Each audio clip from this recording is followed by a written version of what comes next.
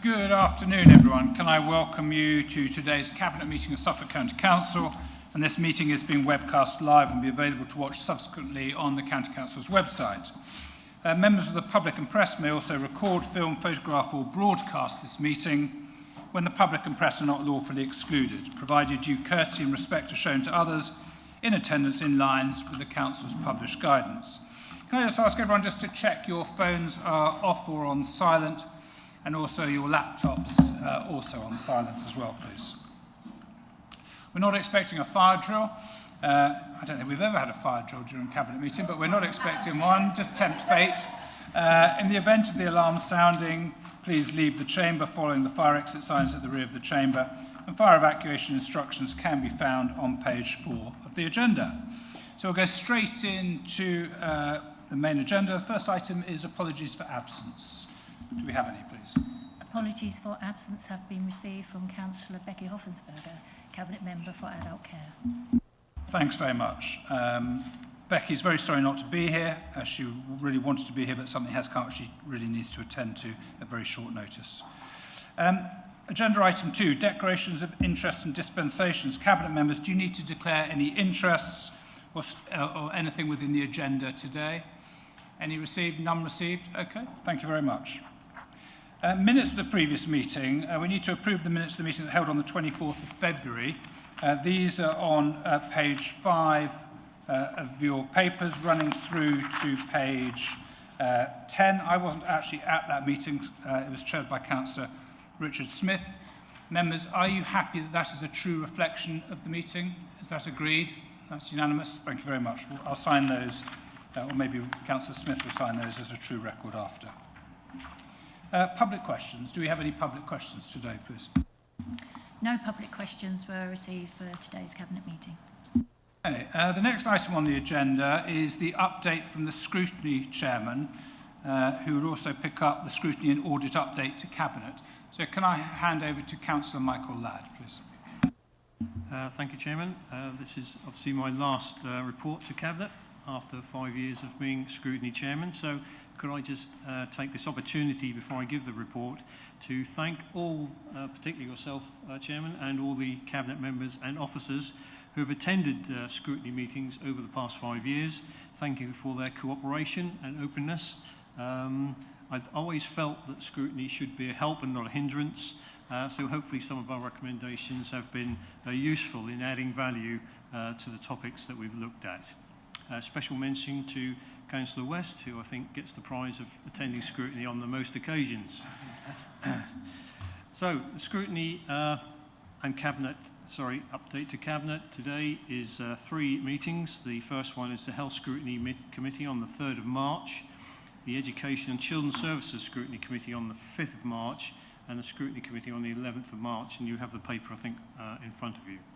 So the first one was the Health Scrutiny on the 3rd of March. The committee received an update on the progress of the new Essex and Suffolk elective orthopaedic centre.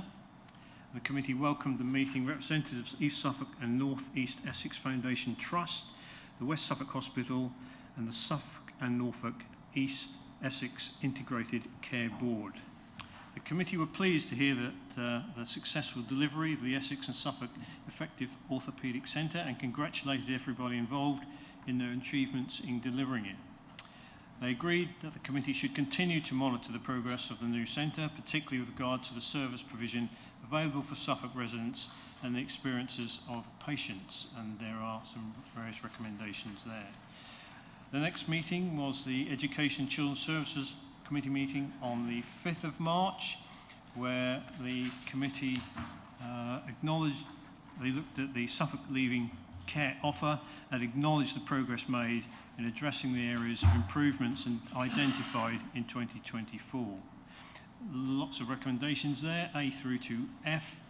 The last one, they recommended that work should continue to share and develop learning between the Council's Education and Inclusion Service leads, including the virtual school, on how to best support all vulnerable learners across the county. The Scrutiny Committee met on the 11th of March and looked at the Suffolk Community Library Service update.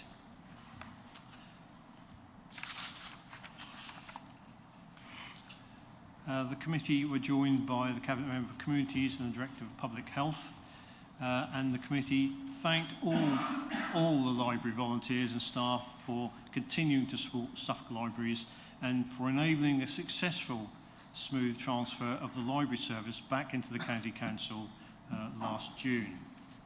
Various recommendations there on the bottom of page 3. One of them was to consider how the data that has been collected about library services can be utilised to promote Suffolk community libraries to members of the community who do not currently engage with the service. We felt there are quite a lot of people who don't actually use the service, so it's a way how we could promote that so they could actually take advantage of this very valuable service in Suffolk. And the committee lastly agreed that these recommendations should be reviewed in a year's time. So I'll hand over now to the Chairman of Audit, Councillor Spicer, for an update of the meeting from last week. Thanks. Yes, I know we haven't got anything minuted, but Councillor Spicer. Yes, good afternoon, everybody. The Audit Committee actually met last Wednesday, the 17th of March, but so there is no written report yet for you today. However, as this is by the time the written report is considered by Cabinet, it will be June, I believe. I've been asked to just bring up one or two things. It was actually a very important and therefore timely meeting of the Audit Committee. If I could just draw attention to 3 of the things which were discussed at the meeting. One should be very relevant to us all as members and officers, which is our half-yearly review of the risk register of this council. And one of the things the Audit Committee now does is looks very carefully at where risks have been changed in any way, how they're scored. And we look, of course, at both the level of risk and the mitigation arrangements that we feel are being put in place. And inevitably, the outcome and next steps of local government review feature very heavily on the risk register. We also had the annual paper we have to approve the strategy and planning processes for internal audit. But members also, and if you haven't seen it, I think you'll all find it quite interesting, looked at the counter-fraud report, which is prepared by our counter-fraud officer. And that includes very useful and indeed interesting information on steps being taken to prevent fraud, both internally and externally, as well as the outcome of some campaigns and indeed prosecutions. And finally, from that meeting, I do want to draw attention to the fact that we did our annual review of Suffolk Group Holdings, and Councillor Smith, where is he gone? Down there, attended to support us in looking through that. Because it was the last meeting of the Audit Committee, and although I did have the floor a bit last week, which Michael, of course, you didn't, did you? To thank everybody. I started to make a list, Chairman, of names I ought to thank of officers that regularly attended the Audit Committee. And I've stopped at 16 because I think it was getting a bit long. But I would particularly want to comment that Peter Frost is our head of internal audit and counter-fraud, is the lead officer to support me, and I do want to particularly thank him, as well as all the many officers who attend the Audit Committee, covering finance, the annual accounts, complaints, pension fund reporting, treasury management, data breaches, data management, performance and risk. I've just made a list of some of the things covered by the Audit Committee. And in fact, most of them came up one way and another last week. So thank you, Chairman. I think we hand on an Audit Committee. I hope 2 others here would agree with me. Audit Committee that is in good shape. 3 others here. 3. Thank you very much, Chairman. Thank you very much. And I think it's only right and proper that you just give us that quick update because June's a long way away from now. Okay, happy to open it up to Cabinet colleagues. Councillor Bennett, you were first up. Thank you. And I don't want to repeat completely what I said at full council, but I think it's really just to acknowledge that the work that the Scrutiny Committee have done, particularly the educational one looking at CYP, and the rigour and challenge that has added, particularly as we've been on quite a completely extensive root and branch transformation, has been absolutely invaluable, and have welcomed it every time I've been in front of the committee, not just our councillors, but also the independent members. All of you have added a huge amount of value to the work that we've been doing, and particularly welcome the areas that we've been able to sort of bring to the surface and shine a light on that maybe we don't talk about or aren't as in the public eye as perhaps they should be. And I think the care leaver scrutiny was an example of just that. Our corporate parenting duty doesn't stop when a young person turns 18, and they absolutely must have our support going into adult life. And it was good to be able to share with the committee the work that we have done so far since ILACS, and also our ambitions for the future, and really welcome the recommendations, and hope that sort of the fantastic work that's happening continues going forward. Thank you. Thank you. Councillor Reid. Thank you, Mr. Chairman, and really to add my thanks for my part of the portfolio in CYP, which of course is education and SEND, and the committee has rightly held our feet to the fire and has been very diligent and brought insight to the matters which are so important to us, particularly around our improvement journey in SEND. It is appreciated. We need good, strong scrutiny, and we've had it. Thank you. Thanks very much. Councillor Smith, you were next. Thank you, Chairman. Can I just start with a minor amendment? Councillor Spicer, who is always ahead of the times, said the Audit Committee met on the 18th last week. It actually met on the 17th, Wednesday the 17th. Am I not right? The 18th, I'm sorry. Anyway, yeah, that's ruined that now. So, but I want to thank both her and Councillor Ladd for being outstanding chairs of our two main scrutiny committees. Woe betide any cabinet member who is called before one of these committees who have not done their homework. In fact, I hope that hasn't been the case, because we all know that we have to acquit ourselves well in front of these committees, so we do our homework as well as we possibly can, aided, of course, by excellent advice from our officers. So thank you both for the role you've played over this last 5 years of the administration, and scrutiny does play a valuable role, and you both have ensured that it's always been conducted to the highest standards. Thank you very much. Thank you. Councillor Cenci. Thank you. I am going to repeat some of the things that I said at the council, but I think they're worth repeating. So I was on scrutiny for over 4 years, and as you rightly say, Councillor Smith, excellent chairmanship. And I remember asking on quite a few of the scrutiny committees to the officers if they really did find it useful.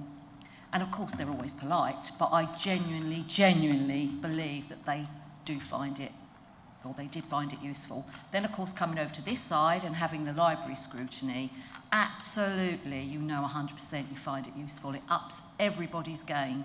It ups your own, it ups the cross-party, it ups the officers, and you come together to give the best report that you possibly can. And I found it so useful, and the recommendations for the libraries are really useful. Some of them we sort of already thought of, but it's good to have it reiterated, and it was good that you saw the same things. And I especially agree with the one that you pointed out yourself a little while ago, which is about members of the community who do not engage with the service. The number of people I have spoken to since I took over who say, I didn't know the library did that, I didn't realise the library advertised that, I'll look out for a little bit more. And the year of reading, I think I can honestly say my colleagues are doing pretty good in trying to promote the year of reading, but if they're not, they will know, and they need to.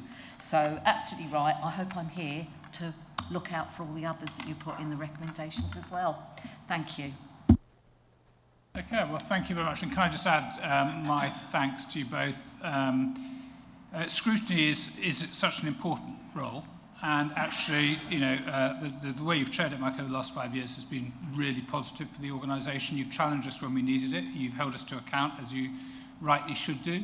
But also, you've also looked at things and said when things have been done well. So I think it's given us that really good balance across the organisation. Scrutiny plays an important role, and thank you for all you've done over the last 5 years. I know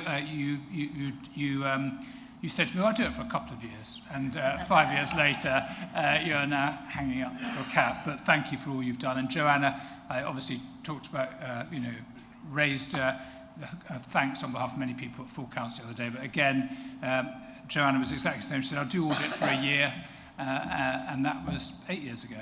So thank you. But also, actually, what you've done is by being the strong chair and being the way you've dealt with it actually has given audit a big sense of its purpose within the organisation. And that's also important as well. So thank you both for all you've done.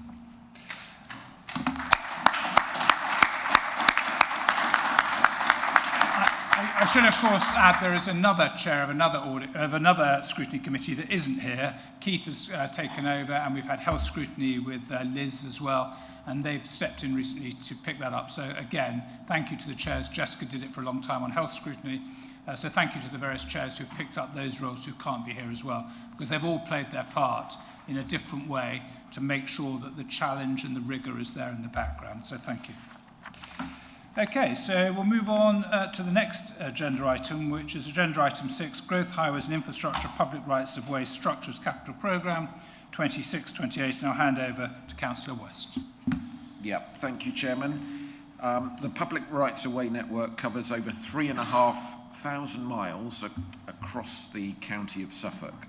This provides vital access in both urban and rural areas and is a very valuable amenity for the health and well-being of the people of Suffolk and visitors to our county. As a council, we've a statutory duty to maintain this network and ensure that routes are open, safe and available for use. This responsibility includes the upkeep of nearly 4,000 structures covering both bridges and boardwalks.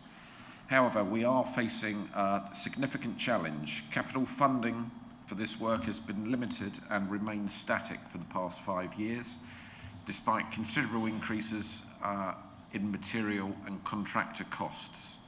At the same time, many of our structures are ageing and urgently require replacement.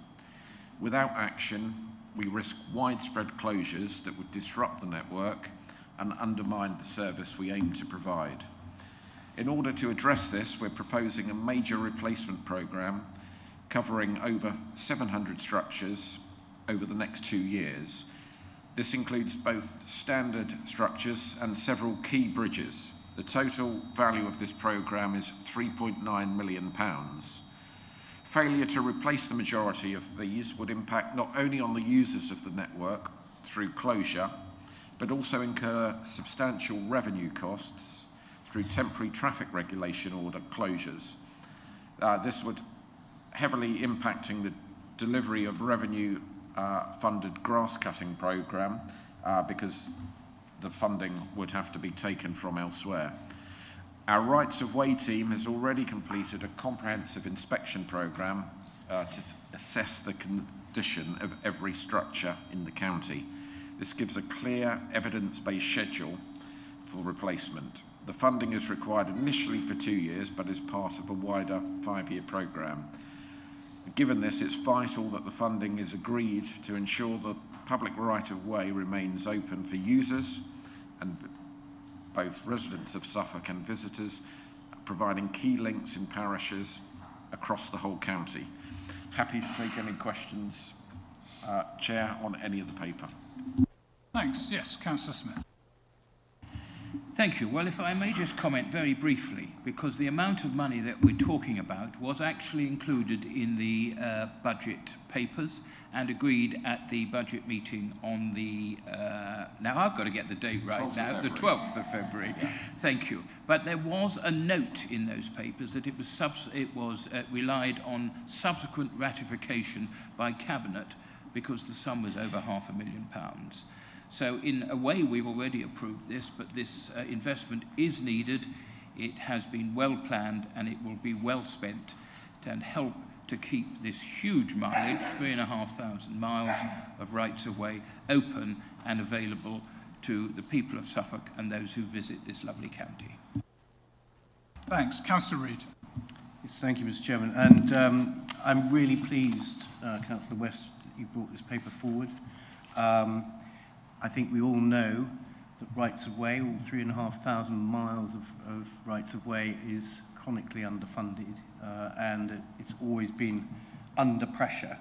And obviously note that the capital budget has been frozen for 5 years and therefore subject to inflation as well, makes it all more acute to be very selective.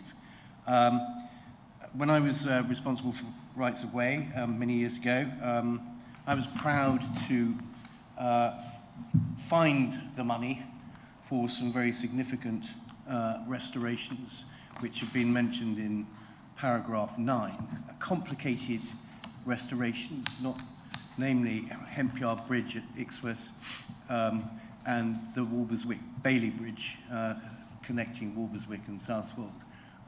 Very complicated, quite controversial, but eventually done. And long may they stand. So in approving this, we should note that we're fulfilling all of our principal objectives as a council, and I very much look forward to seeing that work being carried out. Thank you.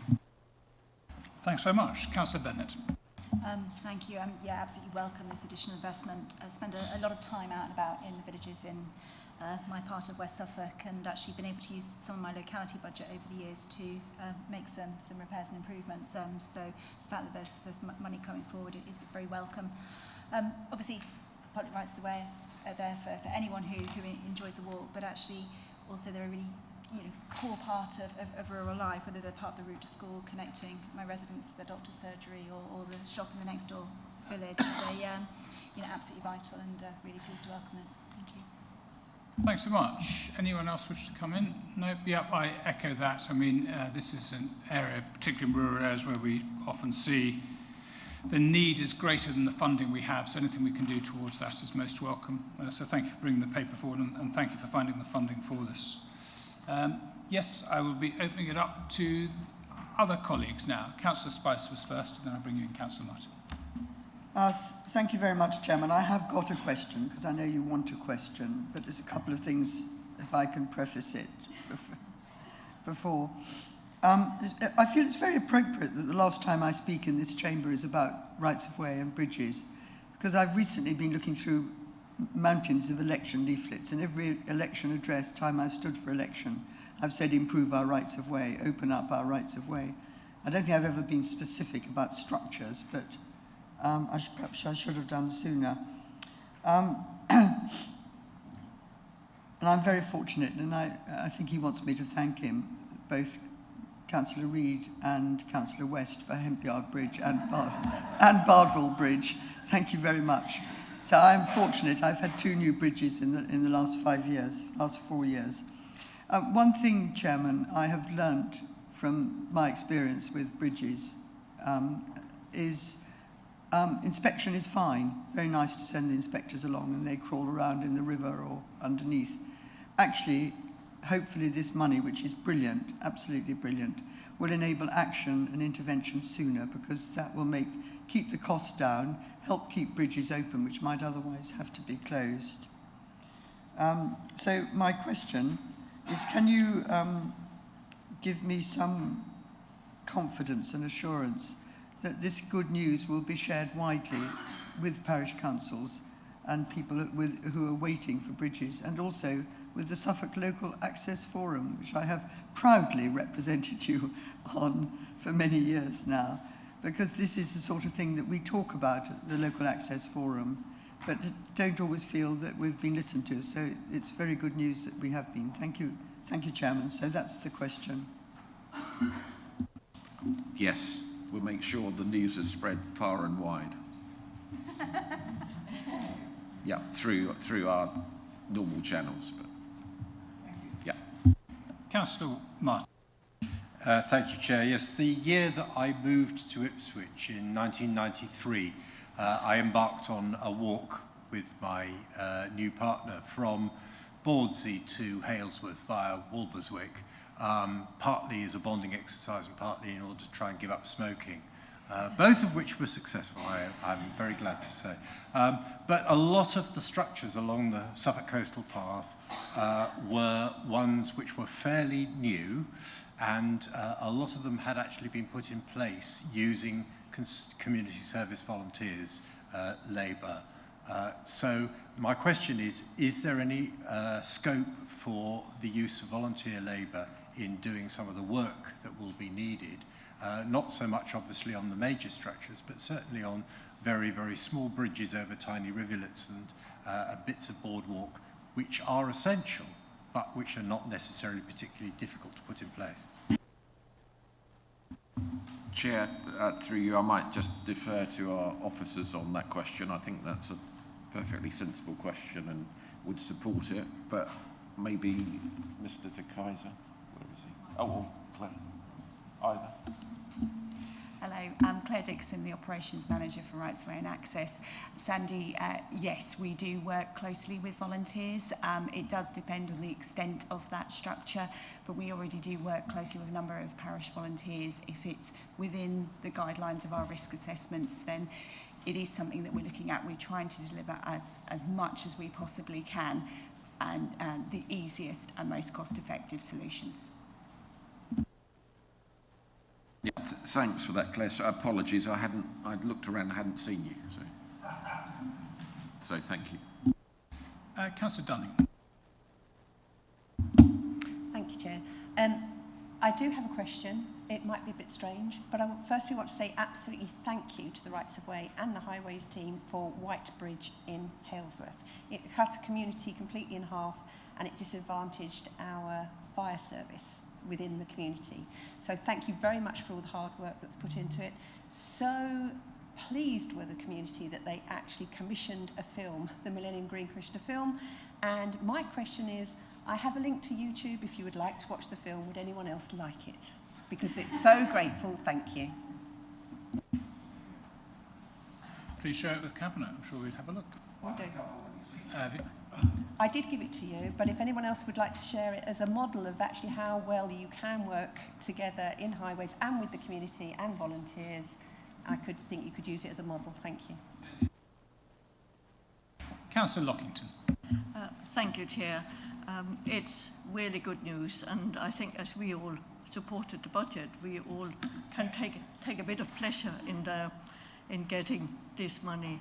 And talking about bridges, I can't stop saying that there is a bridge in my division which is up and running, just need to be opened. It won't cost you any money. Please get on with opening and make that open so we can get walking all the way from Ipswich Town Centre to Woodbridge, to Witnesham. Do you know what? As soon as the chair went to you, I knew what you were going to ask. And I haven't got an update answer for you, but Mr. Cook might have, because he's normally on the ball.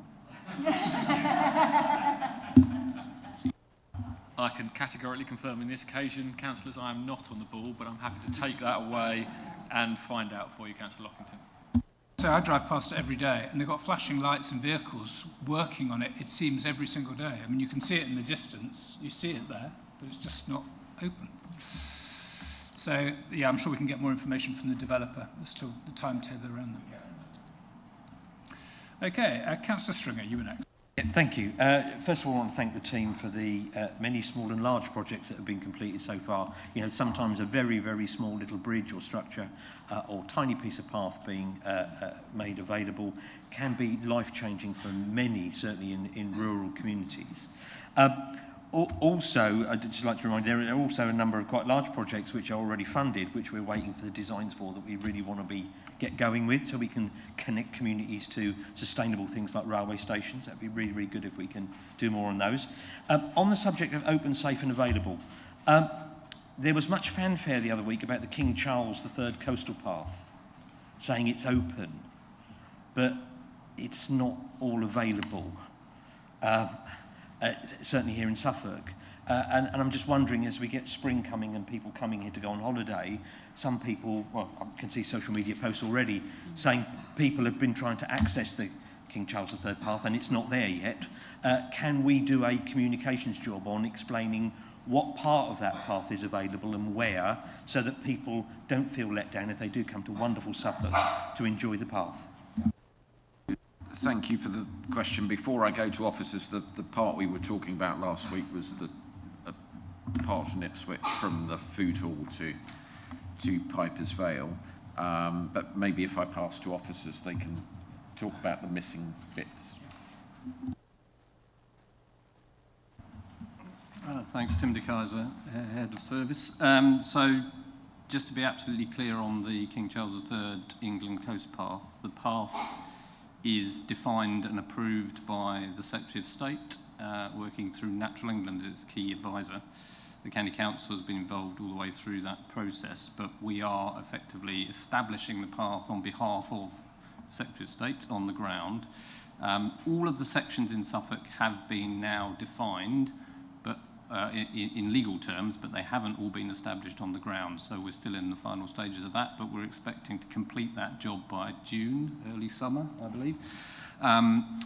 What Councillor String was referring to was a national announcement last week by Natural England that the path had been completed, and I believe what they were referring to is that the path had been legally defined for the whole of England's coast, but hasn't actually been established on the ground for the whole of England's coast. So leaves us in a little bit of a pickle, because of course, you know, it's difficult to then get a message out saying actually you can't necessarily use every section of that yet.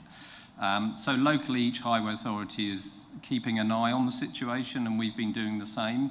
We've not gone out immediately with any proactive publicity, but we will continue to monitor that situation, any inquiries we get.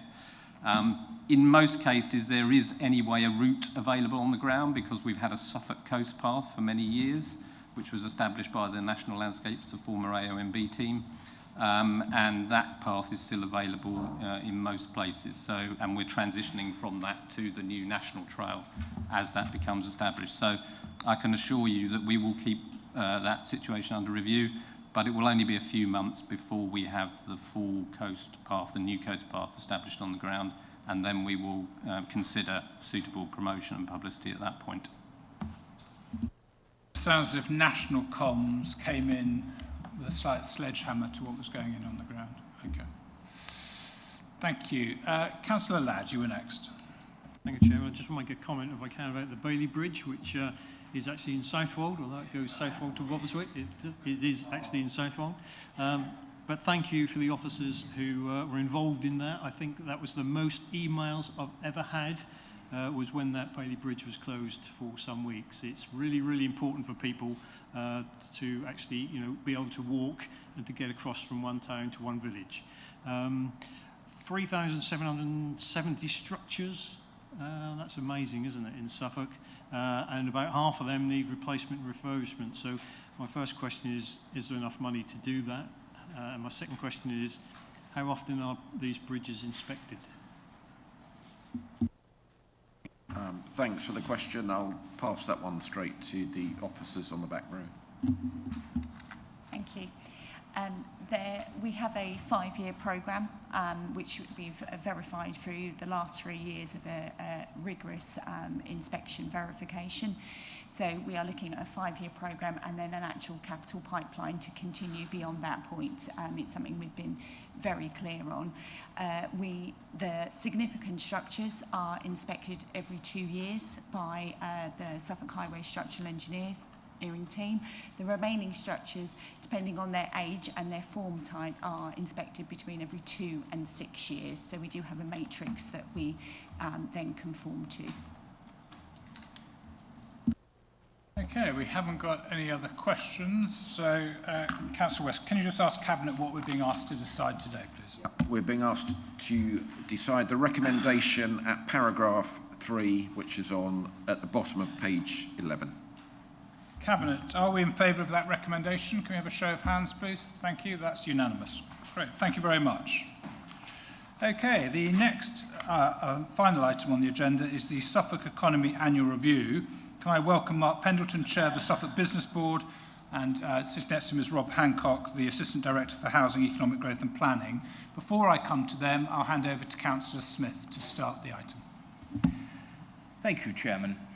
I have the considerable honour, I believe, of introducing the last Cabinet paper of this administration. Now, I've been a councillor for just about 16 years, and as a very new councillor, I was a very keen councillor, and I used to attend cabinets on that side of the chamber. And I haven't a clue how many cabinet meetings I've attended, but a rough calculation is slightly over 100 on this side of the chamber and a good number on the other side. And I've enjoyed them all, I think. Anyway, I now have the opportunity to talk about the work of the Suffolk Business Board and the production in January this year of this report, the annual report of its second year. I want to join the Chairman's welcome to Mark Pendington, who we persuaded 2 years ago, and he was rather surprised, I think, to be asked at the time if he would chair the board for its inaugural year. We asked him because we knew he was absolutely the right person to establish the board and get it working together. And I think he enjoyed that role, and we certainly enjoyed working with him, and we persuaded him to do a second year, but we knew that second year would be his final year, as Mark has even greater things to go on to from April the 15th. So I think an awful lot of what the board has achieved wouldn't have been achieved without Mark's hard work and persistence and the particular talent he has of getting people to work so well together. So we really are grateful to you, Mark, for what you've done and for your commitment in time, which is demonstrated today by you being here with us in this chamber. Now, the Suffolk Economy Annual Review has a lot of good news in it. The board members have worked well together. The impact we've had on the economy has been noticeable and is proven in many statistics. We also work closely with the Norfolk Business Board, and that relationship is one that will grow over the next couple of years as we get closer to the election of a mayor for Norfolk and Suffolk, because under that mayor it may not be wise to have just one business board, two business boards for each county. We may need to merge them into one, but we don't want to do that too soon, but there are very friendly relationships between the two boards. We have had deliberately a business board which has been very much business-led, and not just business representatives from different parts of the business community, but they have been working very well with local government representatives, and we have 2 representatives covering the district and borough in Suffolk, and 2 representatives covering further and higher education.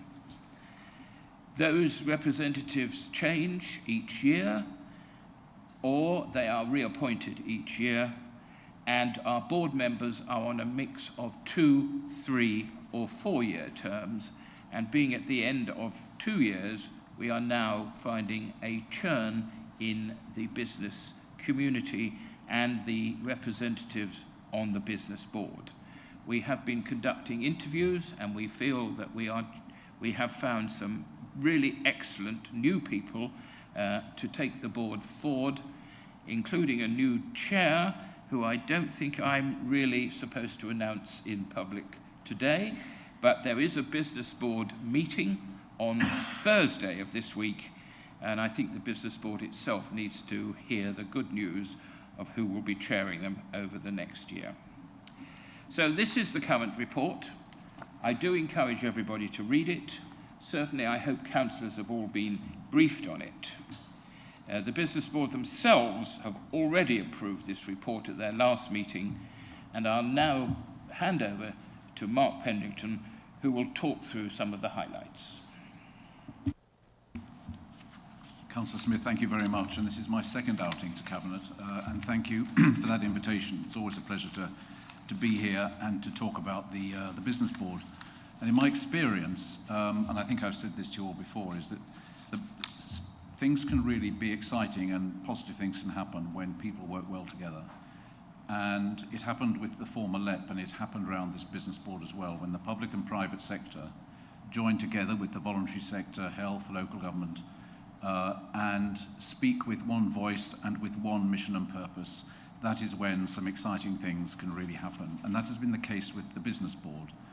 We recruited, and there was a huge interest in joining the board initially, and there continues to be to fill the vacancies.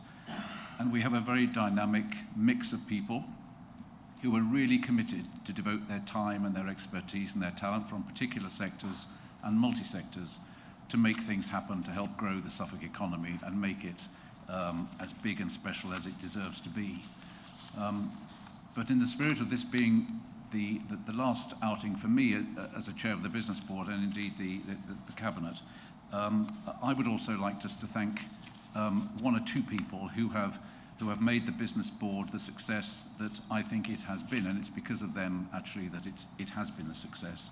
Principal among them, of course, are yourself, Councillor Smith and Councillor Hicks, who have given unwavering support to the Business Board from when it was a glint in the eye of Council to today, and hopefully in the future as well. But what has been equally special has been the cross-party working that has made it happen. And currently, you said, Councillor Smith, that there's a rotation of members, but Neil MacDonald and Caroline Topping have been energetic and supportive and constructively critical and engaging and full of ideas and inspiration. So politically, with a small p in my case, the board has worked really well with that cross-party engagement, so thank you for that. And it's also happened because of an extremely professional and expert officer team who are the continuity candidates through to the next few years of the Business Board. So particular thanks, if I may, to Andrew Cook and to Rob Hancock on my right, and in their teams, Lisa Roberts, Julian Munson and Michael Gray, and many others who really have devoted a lot of time to make the Business Board work well, to focus on the right issues, to develop and deliver the strategy, and to make it start achieving, albeit only in year 2. So, the annual report, which, as Councillor Smith said, has gone before the Business Board and comes to you with its recommendation or approval. I'm not sure quite what it does, but let's say approval. It does cover a lot of the ground in terms of the particular sectors. It provides an update on the key data around how our economy is performing. It sets out progress against high-level ambitions in the local growth plan as agreed by this Cabinet and the Business Board previously. And it provides an update about the projects and interventions that are currently happening or we hope will happen soon. It includes case studies, some very inspiring case studies and examples of where the work of the board and of the sectors has made a noticeable difference to individuals and businesses across Suffolk. So we're particularly proud of that, if we may be so. Some of the highlights, and I'll take the annual review as read, but some of the highlights, just to remind you, the board agreed last year to £1 million fund to support SMEs to invest in innovation. 386,000 of that has been provided in grants to Suffolk businesses, leveraging £4.40 for every £1 of public funding invested. 562 businesses received direct business support across innovation, high growth and grant programs, helping firms grow, diversify and bring new products to market. And as someone who has the privilege to help present King's Awards for Enterprise around the county, it is remarkable, hidden away on some industrial estates and behind high hedges and often in barn conversions are some of the most amazing people doing remarkable things. And I remember one company we went to near Beccles that is a world leader in contact lens technology.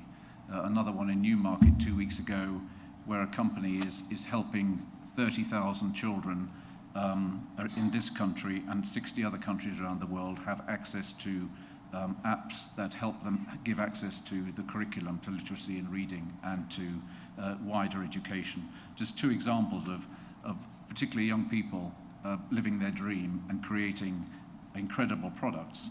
And it's all happening from here in Suffolk. And that is truly exciting and inspiring to see. And I'll continue to do everything I can to inspire those sort of people. The annual report also sets out how key inward investment successes attract new companies and investment into Suffolk, particularly through, for example, Freeport East, which has already helped create over 2,000 new jobs.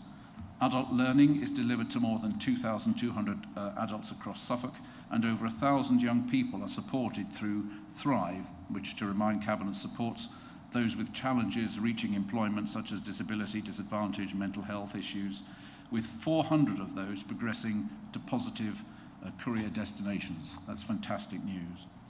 34 skills boot camps, terrifying though that sounds, provides 71 courses across Norfolk and Suffolk, with the boot camps ranging from HGV driving to civil engineering to AI and digital skills. A real engine for progress, growth and opportunity. The report also sets out the work done to develop industry cluster groups, and we know one of the best drivers for a local economy is to have a really big mega business as an associated cluster that sits around it, like, for example, BAE in Lancashire, Rolls-Royce in Derby. We don't have that yet. So the next best thing is developing cluster groups of businesses in the same sector. We have these for most of our key sectors across Norfolk and Suffolk, and with the exception of Space East, which are particularly proud, host Suffolk across 6 other East of England counties, another remarkable project. So key economic indicators for Suffolk. The report shows the economy has grown from 21 to 23 billion as of 2023, keeping Suffolk ahead of the growth trajectory required to add 14 billion to our local economy by 2045. Economically active population has increased slightly, faster than the English average, and we continue to have a high employment rate of 96%. However, wages and productivity remain stubbornly behind the English average. Down to the quality of jobs, there are more people here doing lower paid jobs rather than higher skilled or professional jobs, and that challenge frames much of the work of the board looking ahead to the future. What happens next? The report also sets out how, at high level, how the board will build on the local growth plan. In particular, a current piece of work is ongoing, focusing on our key sector clusters and what actions need to take place to supercharge these. That work reports this summer and will be led by some new and exciting projects. Finally, we've also had some turnover of board members, as Councillor Smith said.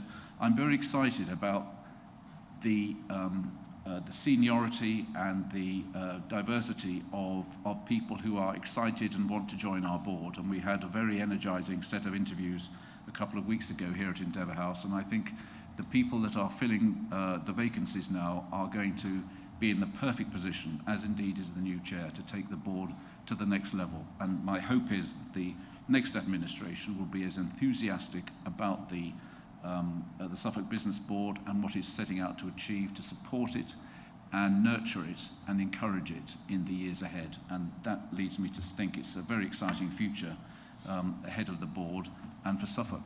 And just my final words are a thanks to the Cabinet and to the Council for their continuous support and encouragement through this whole process.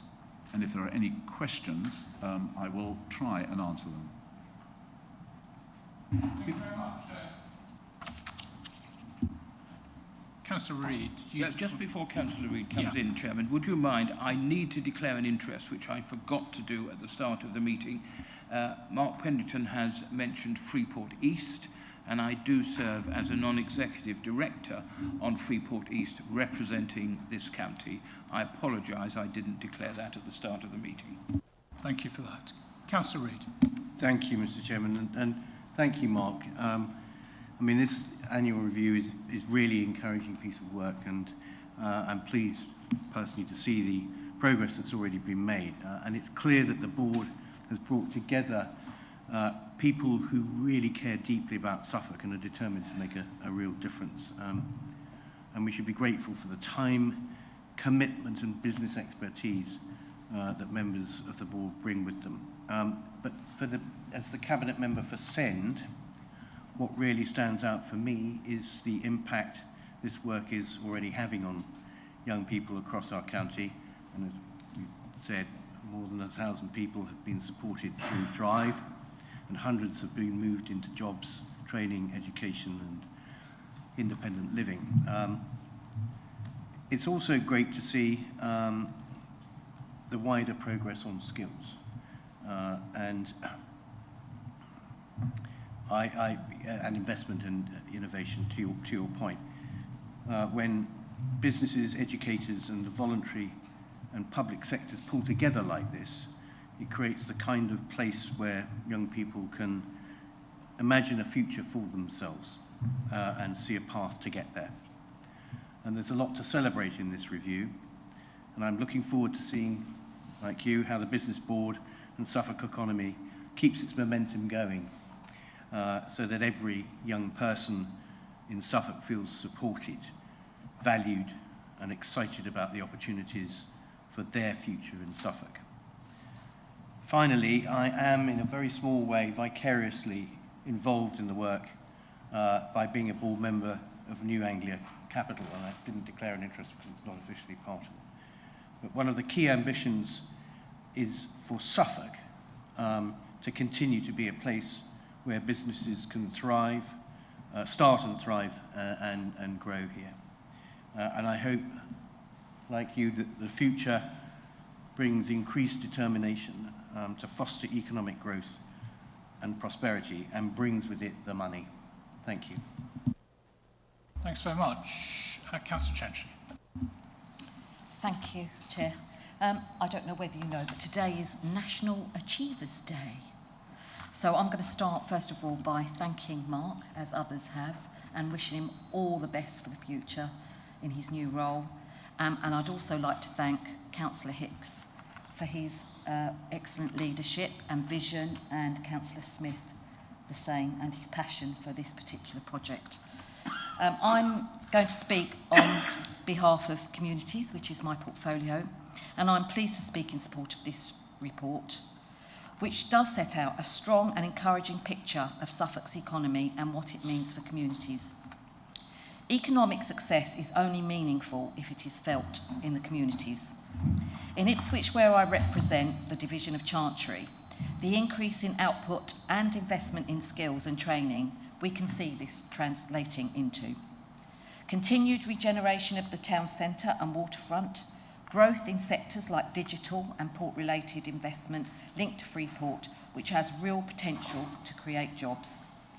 I particularly welcome the emphasis on inclusive growth because some communities are thriving while others still face entrenched challenges, and my division really does reflect all these different parts.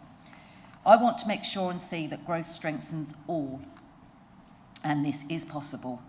A strong economy underpins everything we care about, which includes vibrant high streets, local businesses, stronger voluntary groups and community organisations, a wide range of arts and culture offerings and reduced unemployment.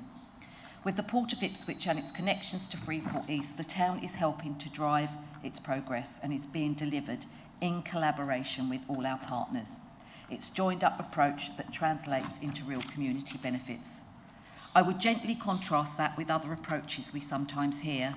Those who talk down Ipswich and economic progress, focusing only on the challenges without offering credible solution, or suggesting that growth alone will fix everything.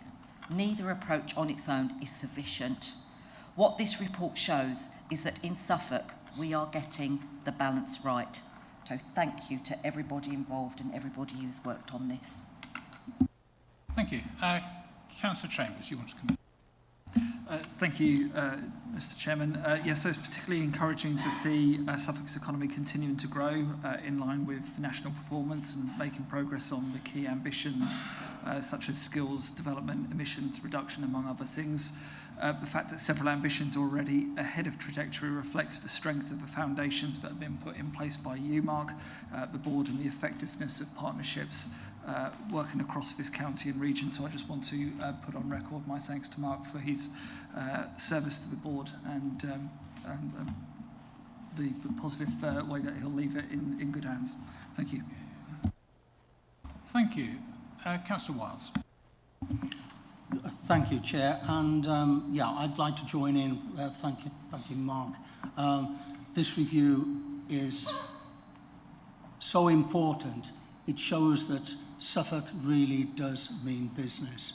I have been a councillor in Felixstowe for just over a decade, and the introduction of free ports made such a significant impact on our ability to attract inward investment and global attention. It's pieces of work like this that builds confidence for the future, and thank you so much. Thank you very much. Anyone else wish to come in? Happy to open it up to other colleagues. Councillor Martin. Yes, thank you, Chair. I've got a couple of questions. First of all, on paragraph 10, I noticed that protecting and enhancing our environment is the one box that hasn't been ticked. I have to say I'm not quite clear how we can promote and support the health and well-being of all people in Suffolk without protecting and enhancing the environment. But having read the report, I'm not at all surprised that that box hasn't been ticked. So my first question is, do you think it's fair that it's been highlighted that there is no mention of the environment in the report whatsoever? And the second question is about tourism, because I would believe that Suffolk County Council is uniquely well placed to encourage more tourism in this county. It is one of the biggest employers in the county. And our unique selling point as a county is our environment and the walking and cycling and the enjoyment of the countryside that we can offer. And there's no mention of tourism in the report either. So perhaps you could tell me why there's no mention of tourism or of the environment. Shall I start on that, and then perhaps Mr. Hancock might wish to come in? Let me start with tourism. There is another board basically responsible for tourism, the LVEP, the Local Visitor Economy Partnership, which meets quarterly and is a Norfolk-Suffolk collaboration where it considers all of the various initiatives to do with tourism. I think the board does keep in touch with what's going on at the LVEP, but that is the main reason that the responsibility for tourism lies elsewhere. I just will say that in my part of East Suffolk, tourism is rather difficult at the moment with the Sizewell C development underway and all the roadworks going on. I'm not sure it's the ideal place to welcome tourists for the next couple of years until those roadworks are done. I never talk Suffolk down, and there are many other parts of Suffolk which are unaffected, the whole of the west of the county and the south of the county, but my part is well, and mid and north, yes, there we are. But we will still get tourism in the east of Suffolk, I hope. The environment, I think that box could have been ticked, quite frankly, because the kind of work that we do does affect the environment. It may not have been mentioned in here, but many of the decisions taken and the actions taken do include environmental measures. Would you like to add to that, Mr. Hancock? Thank you, Councillor Smith. I would probably just add to note that clean energy, and obviously with the range of impacts that has in terms of environment, is one of the top sectors. So I think that approach is inherent within identifying that as a critical sector. And just to add to the points around tourism, completely agree with the importance of tourism. This report focuses on the big three sectors which are nationally significant. Probably worth referring back to the local growth plan itself, which does identify tourism and visitor economy as a key sector, and there's a range of things ongoing in that space, as Councillor Smith said, including the LVET that's designed in particular to promote Suffolk tourism. Thank you, Chair. 3 questions. First of all, I need to make a declaration. Someone's mentioned Gateway 14. I am a director of part of that, so I need to declare that interest.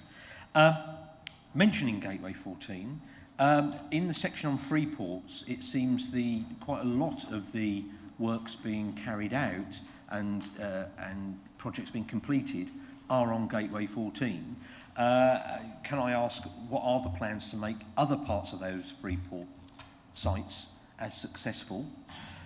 Second question, given we've got massive housing targets now coming our way in Suffolk, and we have lots of huge infrastructure projects, and we've got the largest building site in Europe, what's the business board doing to improve construction skills in the county? And thirdly, it mentions all of the areas that we can grow into and we can make best use of. I'm not sure perhaps it sufficiently mentioned agriculture and farming, and I wonder if there's a plan within that to make sure that brilliant work that we do in farming and regenerative farming can be heralded. I think I can start off again with giving answers there. Gateway 14, part of the Freeport East property, where the special allowances cover, has been a great success so far, and I do praise your efforts, Councillor String, and your councils, your district councils' efforts, because we've worked very well together, I think, over the recent years.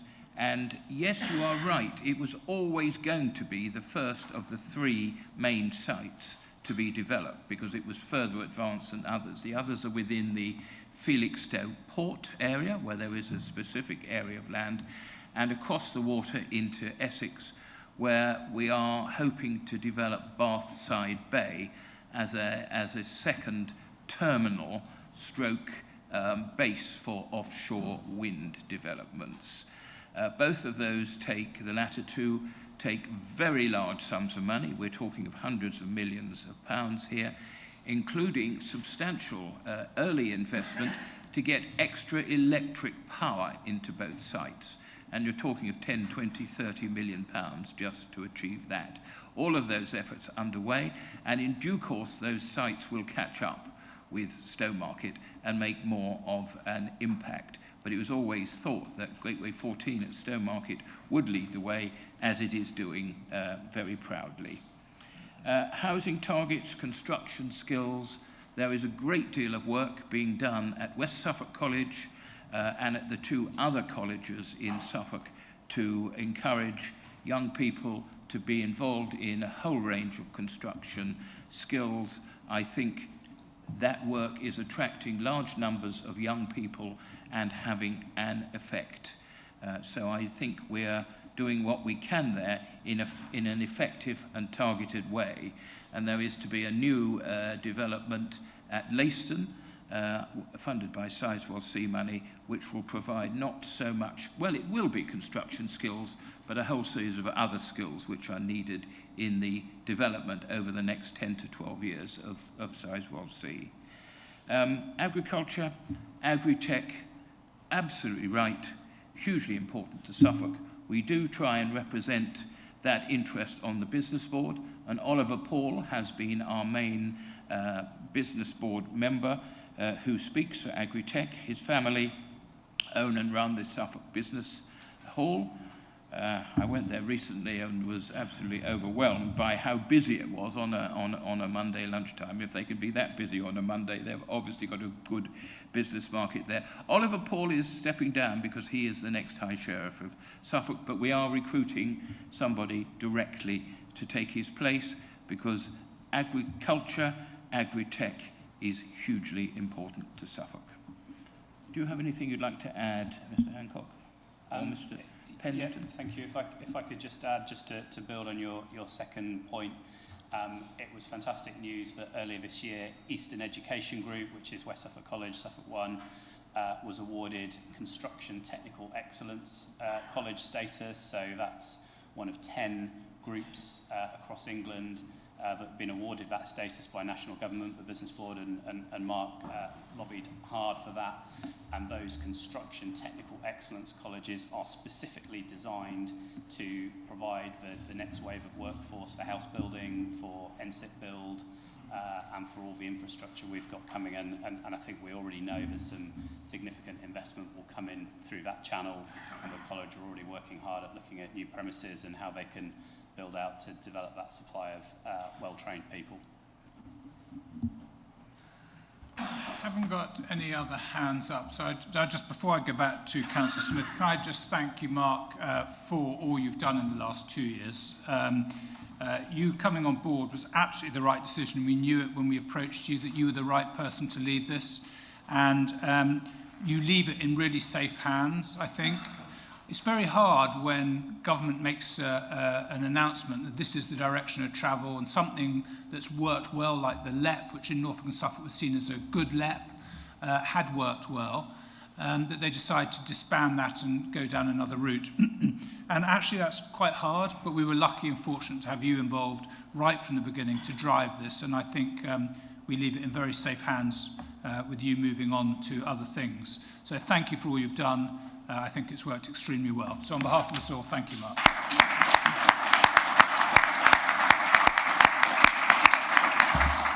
Councillor Smith, back to you just to remind Cabinet what we're being asked to decide today, please.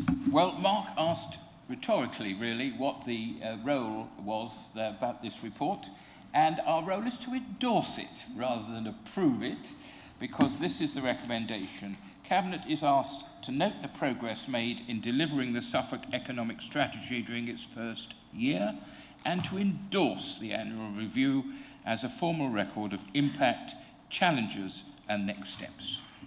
Cabinet, are we in favour of that recommendation? Is that agreed? That's unanimous. Thank you very much.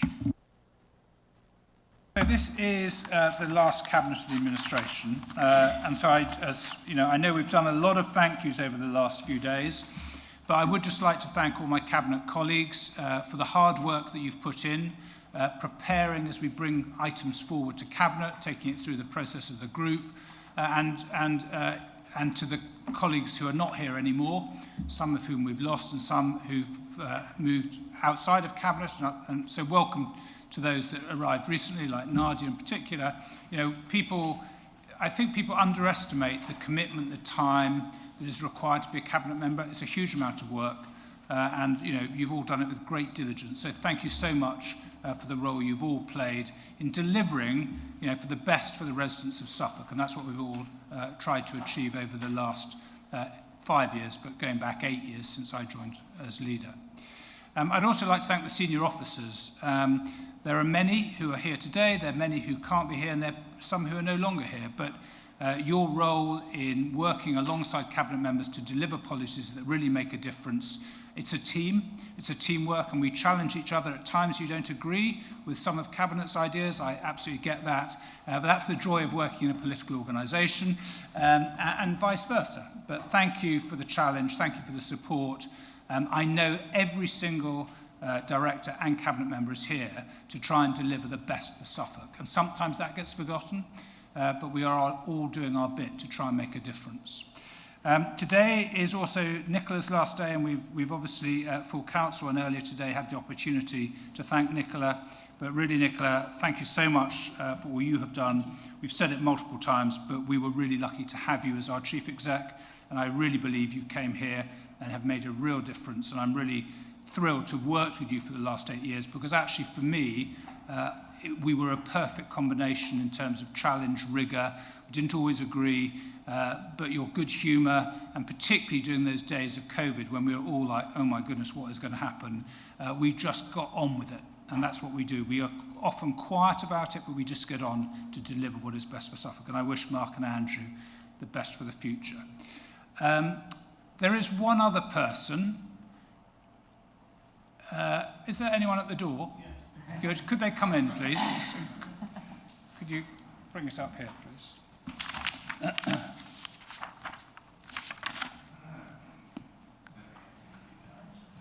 Thank you. Thanks, Josephine.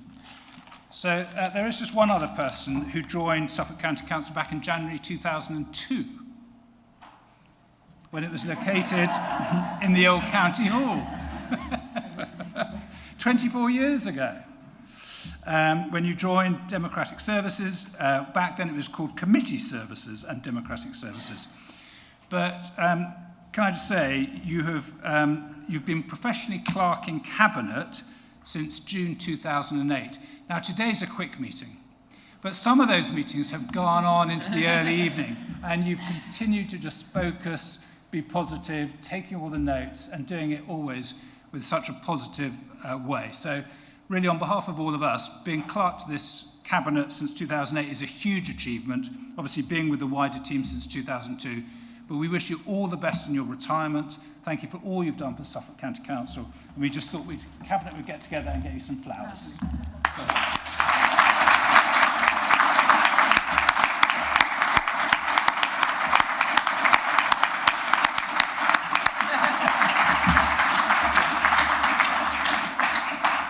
And I did forget one group, so I just want to thank Andrew, Sandy, Inga, because I have to say she's been here to represent the Liberal group at nearly every single Cabinet. Thank you to the three of you for, again, showing up and challenging us. I'm sorry Reform aren't here again, but thank you to the three of you for your part. Thank you, everyone, and best wishes for the future.